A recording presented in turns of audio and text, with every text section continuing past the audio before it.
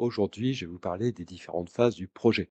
Lorsqu'on démarre un nouveau projet web ou SEO, il ne faut pas partir bien en tête. Il faut avoir une feuille de route pour savoir quoi faire et quand. Alors, moi, j'ai découpé mon projet en 6 phases. D'abord, la création du moteur. Ensuite, le démarrage du site et de la communication, le remplissage qui est actuellement en cours. Ensuite, l'affinage, la mise à jour des données et l'élargissement à d'autres mots-clés. Je vais vous expliquer chacune des phases, en quoi ça consiste. Donc la première phase du projet, ça a été de créer le moteur. C'est plusieurs processus qui consistent déjà à réussir à détecter les sites des agences SEO pour pouvoir les lister. Alors évidemment, lorsque je fais de la détection de sites, j'obtiens énormément de noms de domaine. Alors il y en a qui sont effectivement des agences SEO, mais il y en a plein d'autres qui sont du spam, ou des médias, ou des réseaux sociaux, enfin bref, qui ne sont pas intéressants pour mon listing. Donc là, il y a un processus qui me permet de filtrer ce qui est une agence SEO et de ce qui ne l'est pas. Ensuite, il y a un processus pour qualifier, de façon assez basique les agences SEO, c'est-à-dire trouver leur nom de marque, leur numéro de téléphone, leurs contacts, leurs réseaux sociaux et cetera. Et une dernière phase qui va consister à faire rédiger des descriptions de toutes les agences par les IA. Donc ça, c'est ce que j'ai mis en place en mars, avant le démarrage, du défi. Alors la seconde phase, ça a été le démarrage du site et de la communication. Donc il a fallu réserver le nom de domaine, ce qui a été fait le 8 avril. Créer un logo, créer le blog WordPress, créer mes premières vidéos de présentation et la mise en place des réseaux sociaux. Donc ça, c'est également une phase qui est terminée. C'est ce que j'ai fait pendant la première semaine du défi, donc entre le 8 avril et le 15 avril. Ensuite, il y a la phase 3, le remplissage. Alors, le remplissage a commencé lors de la création du moteur, en phase 1. Mais là, c'est vraiment maintenant que ça se passe. Là, j'accélère vraiment pour détecter toutes les agences SEO de France et les classer par département et par ville. Il faudrait idéalement que je trouve entre 20 et 30 nouvelles agences par jour. Bon, c'est quelque chose qui avance rapidement car mon moteur me permet de le faire très facilement.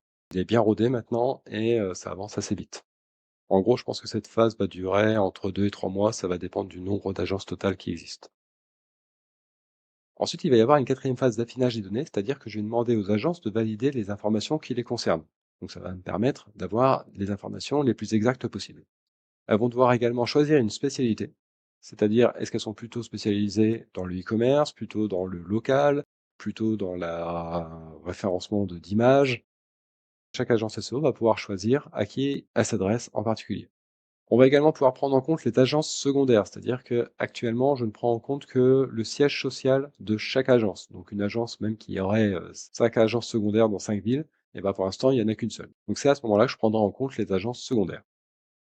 Elles pourront également répondre à un questionnaire, donc il y aura quelques questions qui leur permettront de donner plus de détails sur qui elles sont et sur ce qu'elles proposent, avec éventuellement des photos du fondateur et de l'équipe. Donc vous voyez que ce sera vraiment quelque chose de beaucoup plus avancé que simplement le numéro de téléphone, le mail et les réseaux sociaux. L'objectif final, ce serait que chaque agence ait sa propre fiche.